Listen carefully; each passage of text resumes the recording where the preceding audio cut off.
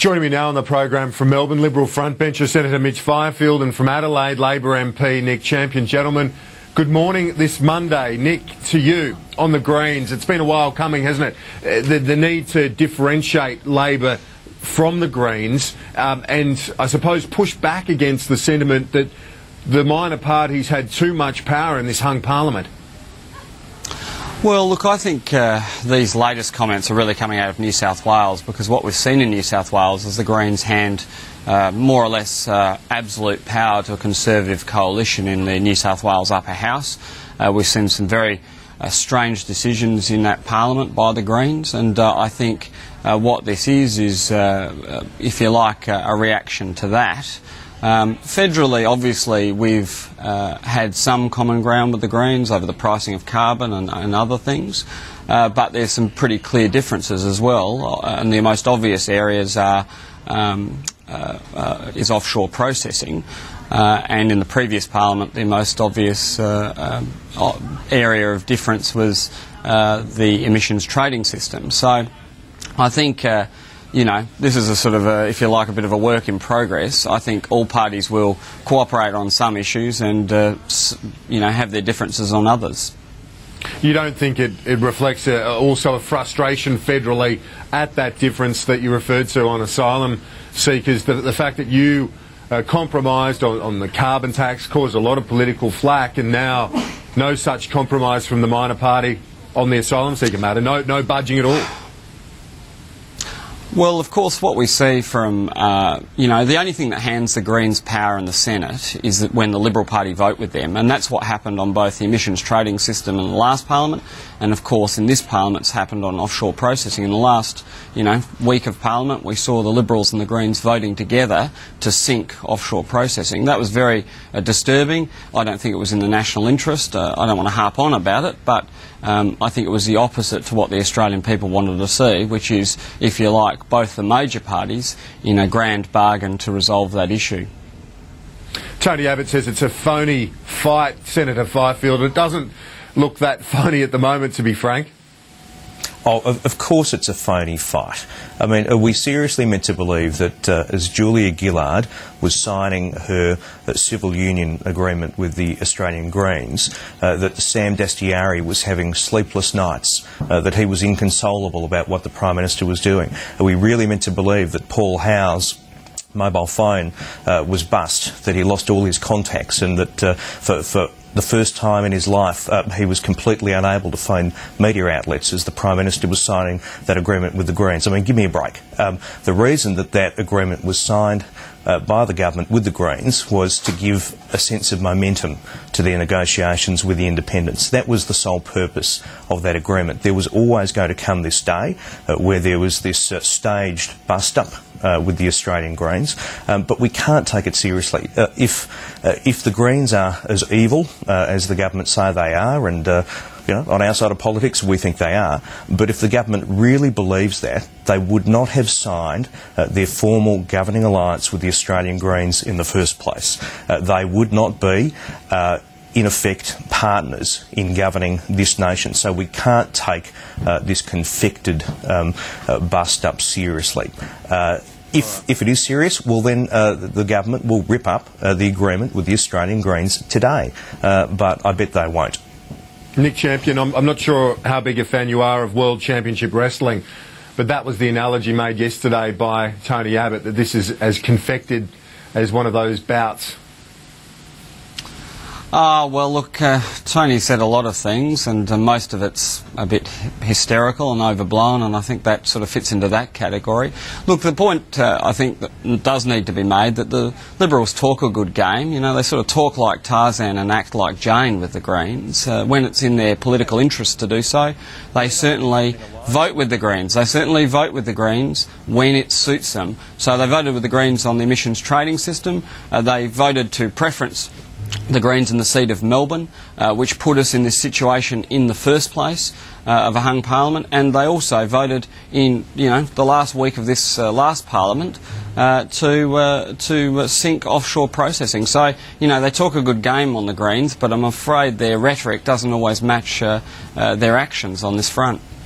On the asylum seeker issue, Senator bizarre. Fifield, I know that your front bench colleague Scott Morrison had been working very vigorously in that final week of Parliament to get the Greens on board to some compromise with your approach. So you are willing to work with them from time to time, aren't you? Well, of course, you talk to all parties in the Parliament from time to time, piece of legislation by piece of legislation. But Nick seems to be completely ignoring a fundamental difference between the Liberal Party and the National Party and the Labor Party, and that is we're not in a formal governing alliance with the Australian Greens. I mean, hello? It's just bizarre for Nick to say that somehow the Liberal Party are in cahoots with the Greens when it's the government, it's the Labor Party who are in a formal governing alliance with the Australian Greens. I mean, what we're seeing, I think, manifesting itself is a belated realisation that the party which the government are in alliance with is cannibalising their base. It's not rocket science to figure out that the Australian Greens want to displace the Australian Labor Party. There is an obligation on mainstream parties in Australian politics to deal with the cranks on their flanks. The Liberal Party dealt decisively with One Nation. To the right of us. The Labor Party have a particular duty and a particular obligation to put the Australian Greens out of business, and to date they have not taken up that obligation, they have not taken up that duty. They have a responsibility to see the Greens off to put them out of business. Okay, look, we're going to take a quick break this Monday morning. Thanks for your company on AM Agenda. We'll be right back. Appreciate it. Back to our panel now. Senator Mitch Fifield and Nick Champion, Labor MP. Nick, the government was confident of its legal advice with the Malaysia deal, of course, as well. Infamously, that was knocked over. You'd be hoping that wouldn't be the case here. It would leave an unfortunate hole in the budget. Well, look, I guess we have to leave court cases to the High Court. I mean, you can't predict outcomes, I don't think. You can only be confident in the advice that you get. So, you know, look... I think the only thing we really can make a commentary on at the moment is the fact that the Queensland government has decided to turn their backs on Queenslanders, turn their backs on Queensland small business, on workers who want superannuation increases, and on the general community that wants infrastructure to be built in favour of siding with big mining companies and big mining magnates. And I think that that's a bit of a curious decision for a state government to take. It's certainly not in the national interest.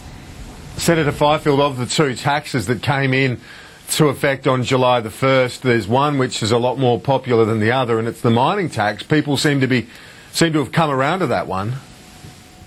Oh, look, I'm not sure if you could say that the mining tax is a popular tax, Kieran, but look, I can understand why the Queensland government has decided to take this action. They obviously have advice that they have an arguable case.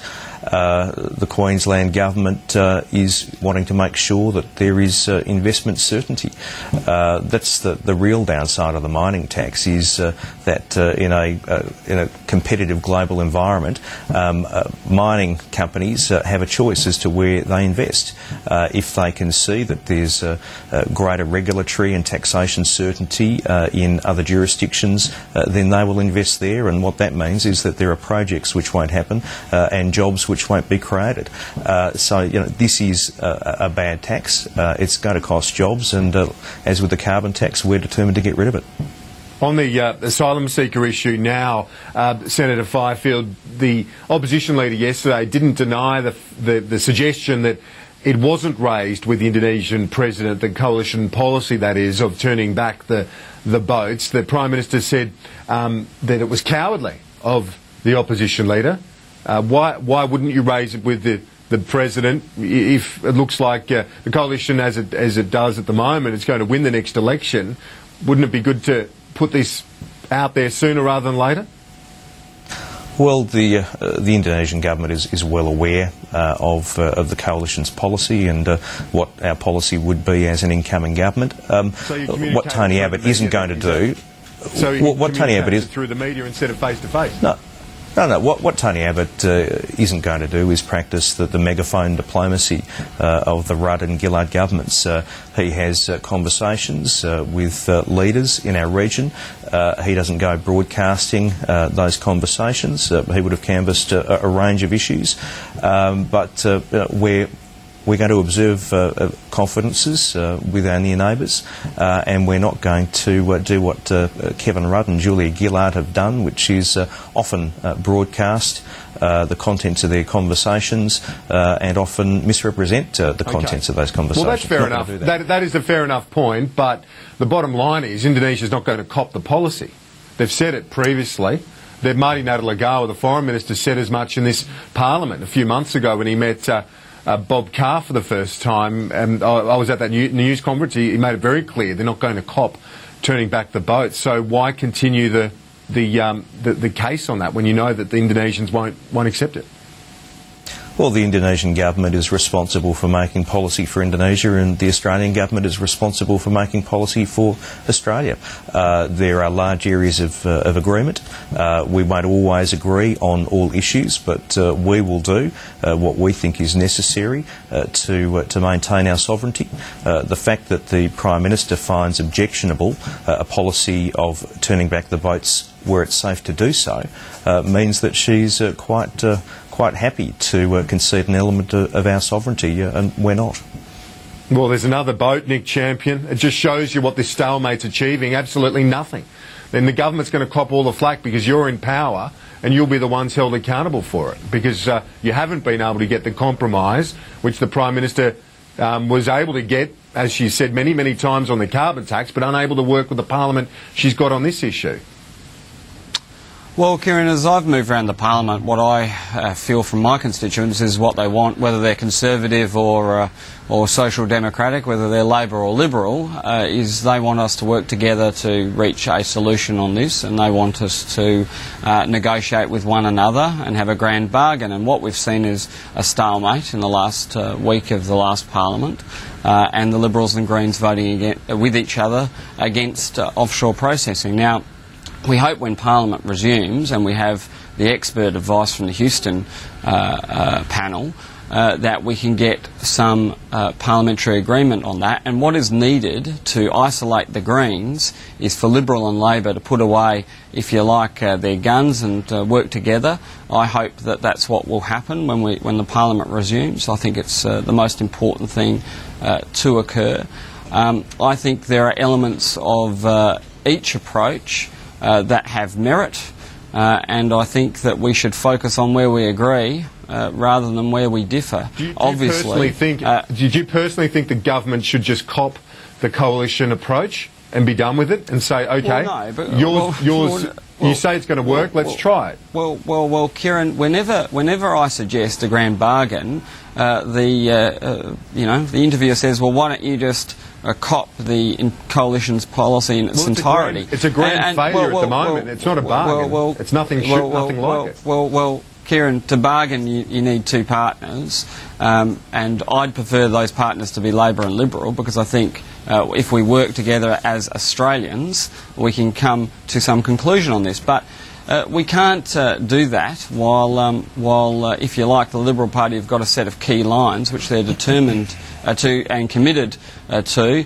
simply in their own partisan interest and not in the national interest. And you heard Mitch there reel off key lines in response to some very genuine concerns about this turning back the boats policy. Now, I think, it sounds superficially attractive, but when you get into the detail of it, it endangers the lives of our ADF personnel potentially.